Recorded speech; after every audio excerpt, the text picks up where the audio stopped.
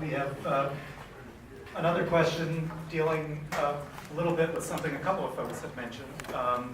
This is a 1-minute question. Why don't we start with Dr. Cook and move down that way and then around? So the question is, the failed Indian Head Technology Park and the privately owned Maryland Airport, which a couple of folks just mentioned, have been heavily subsidized by county taxpayers. With limited resources, to what extent should taxpayers subsidize private development? And this is, you all have 1 minute to answer this one. Good luck. Okay, it seems to be the theme of this forum to just follow the money. That's really all you got to do, follow the money. Money will lead you to the person who's backing up your candidate. So I'd like to say 50% of all businesses fail within about 5 years. This is because simple supply and demand, customer service, so forth. You can't make a business succeed. They have to succeed with good service. However, with deregulation now occurring again at the federal level, we're also living in another boom-bust cycle, which is a very important factor. So research shows that incentives very much do not substantially influence the behavior of firms coming into counties, states, etc. So having vision means not making decisions based on attention-grabbing business incentives, only to have them fail at the cost of taxpayers and millions of dollars in jobs and so forth. Tech Park is one example. Super Walmart is another example. The Safeway that Ryan just mentioned, another example. So if taxpayers do subsidize private development, done. One more thing, sorry.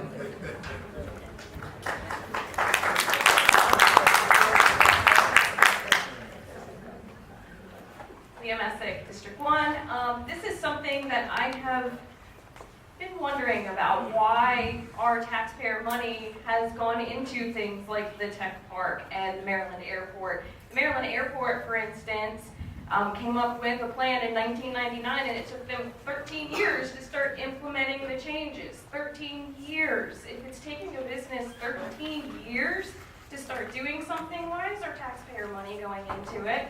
Why are we giving to businesses that are proving that they're going to bring some kind of money back into our county?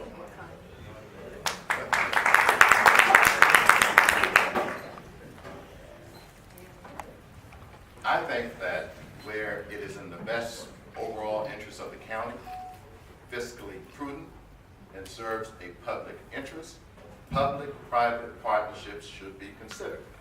For example, the Maryland Airport is an example.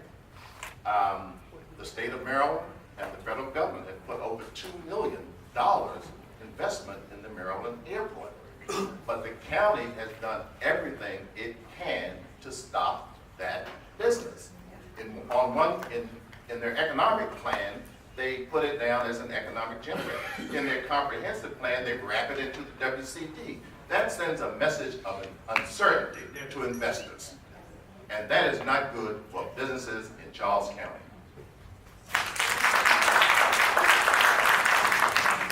Once again, I do not have the money to fly on a private airplane owned by a private entity.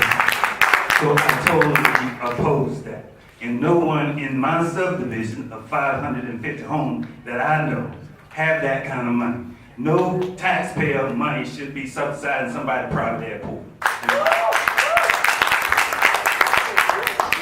The question is misleading, but a private partnership, I don't see anything wrong with it if it benefits the community, and the county will turn the revenue from it. We all know that if the airport is successful, it will bring revenue into the county. And we are all naive if we don't believe that and understand that. So let's not play with words here.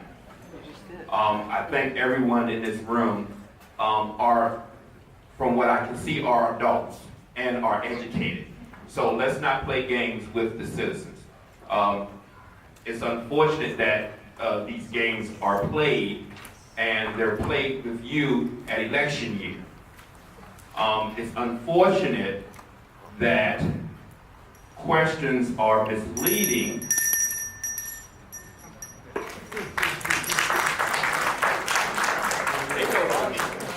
Charles McCloud, District 2.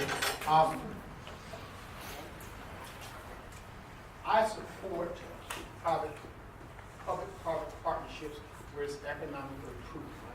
I believe that if the private business concern are about extracting benefits from the county should be equally as fiscally responsible about extracting benefits from the private partnership with whomever it is. Whether it be tech park or airport, we need to extract some benefit. We don't need to invest taxpayers' dollars without some overall plan or some overall strategy that allows us to get a return. Return on investment, that's what it's all about. In the case of tech park, in the case of the airport, they've got some stuff from the county taxpayers, and we didn't get a whole lot. In the case of Safeway, they got some tax incentives. They moved into the county, we didn't get a whole lot. And in turn, we have organizations leaving the county. We have to figure out a better plan to keep business in the county.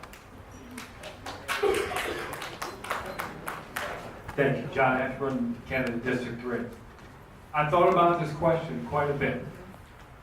And I've come to the conclusion that I personally am against bailing out millionaires with their property issues. Capitol Clubhouse. How many people here know the Capitol Clubhouse? That was a big bailout, and it sucked a lot of money out of this county. And it's an albatross around our necks right now. It bleeds money. We're losing money. We need to get rid of that. We need to think about getting rid of all these deadweight things in the county and move forward. I recommend that we take that airport and maybe make a water park. I think there's going to be a lot of people in that airport from an SGACC. That's what we can do. Thank you. There's nothing wrong with private-public partnerships, but I wouldn't support one with being public with a sinking ship. One of the first things that I was astounded to see when I came into office that, and legally I can only say it so much, but the previous boards had pretty much gave them a sweet deal. Yes. They're sinking. Business-wise, they're not doing well. And we would be irresponsible to use taxpayer money to bail them out. We can't do that. You really have to look at their business as a whole. Tech Park, we all know what happened with that. It was backwards. You don't sell low and then buy it back high. You lose money. And so that was just a really bad decision from the previous Board of County Commissioners. It's all been documented. You can go back and you can read all that information. But no, I'm not going to use public money to help support, to really, in essence, to pay the airport's bills.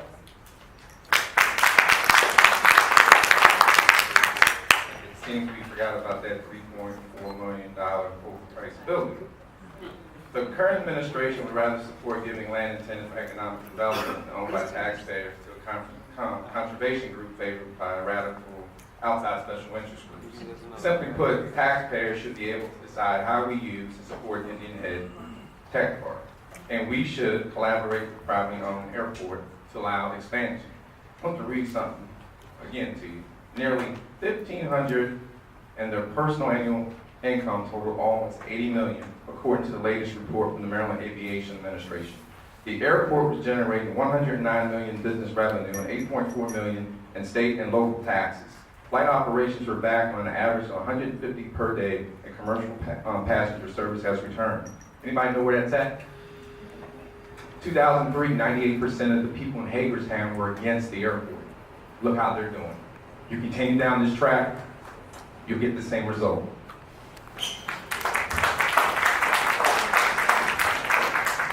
We have a lot of pressure on our property taxes. In general, because of that, I'm not absolutely opposed to public-private partnerships when they make sense. It was interesting in reading the Mattawoman Watershed Society's opposition to the tech park.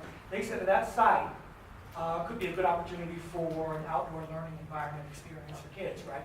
This site of land is near Matthew Henson, J.C. Parks is not far from Lackey High School. There's an opportunity there. I like to explore.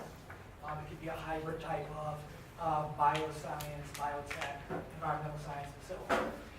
But there is a lot of pressure on our taxes. I mean, I went to the FY19 budget hearing last night, and agencies are asking the county for $17 million more than what revenue support, right? So that means if we keep our revenues, at that level, our current rates, Board of Education won't get $7.5 million of its request for FY19. The Sheriff's Office won't get about $3.5 million or so of its request for FY19. So we're sort of starving the system. We need economic development if we want to pay for the services that we want, that our Sheriff's Office and our schools says they will. Thank you. Again, my name is still Diota, and I'm still running for District 4 Commissioner.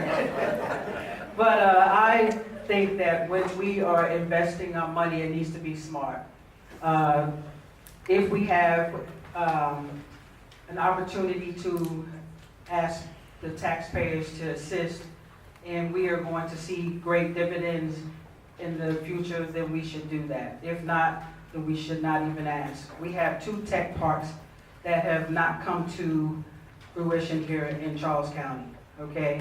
We have one in Waldorf that is just some grass, and now we have Indian Head, and so my thing is that we need to make smart business decisions. We need to ask our citizens for money for things that are going to produce results.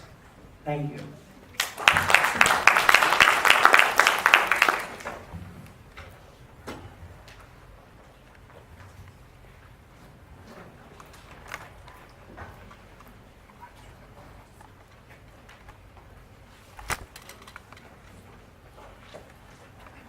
Investment in Maryland Airport, as well as the Indian Head Tech. I think we're going to. Hello?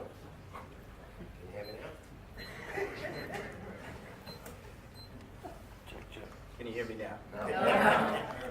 Can you hear me now?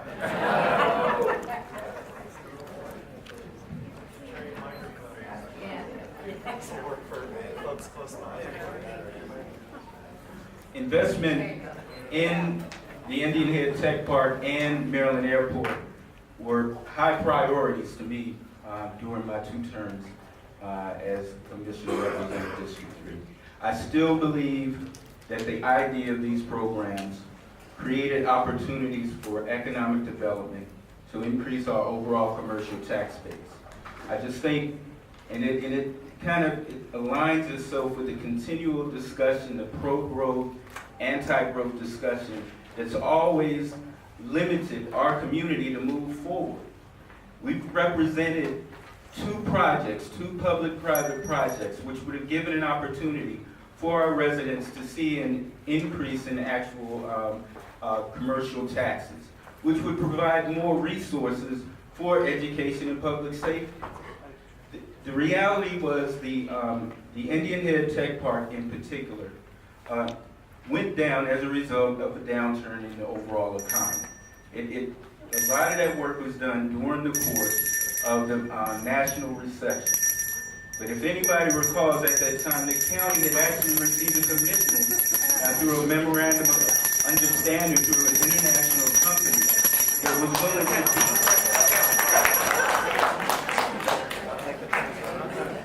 Thank you very much. Just to finish up with what Commissioner Collins was saying, Barton Baker was planning on moving into the tech park. There were responsibilities that the county was supposed to fulfill to complete all the terms of that public-private partnership. That's water and sewer. They never did it. They backed out, and the economy turned down. Public-private partnerships will work, especially in areas where revitalization is needed. Public-private partnerships in Indian Head today are bringing the College of Southern Maryland to Indian Head. Public-private partnerships today are bringing facilities outside the gate now into the town of Indian Head. Indian Head now has fiber running down through all the way to the base as a result of the hard work of a lot of people at all levels of state. Public-private partnerships will help drive redevelopment. I am proud of the work that the Chamber has done with the Military Alliance Council, working with the town of Indian Head and our state delegation to get these things done. Thank you. I'd like to add to that, there is broadband from General Small with Indian Head. We paid for it. $97,000 short. Your county paid $67,000 of that. We brought that to Indian Head.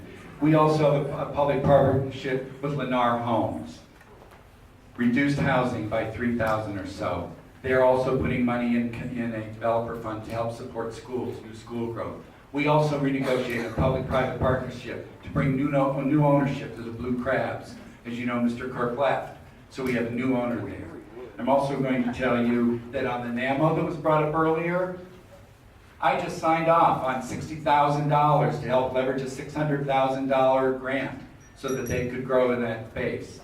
Yes, they're in Waldorf. They're in Waldorf because there wasn't a space ready for them in Indian Head. We just signed off $10,000 to help get that ready space ready for them in Indian Head. So we are doing public-private partnerships all along. And as far as the airport's concerned, I've been in office for 3.5 years. I have asked since the second or third month that I've been in office, let me see a business plan. Come to us with a business plan. They have yet to ever bring a business plan to the county commission. Thank you. To just kind of sum up, say, maybe rebut something they've heard that they'd like to address, and then we'll get to audience questions. So why don't we start again with Commissioner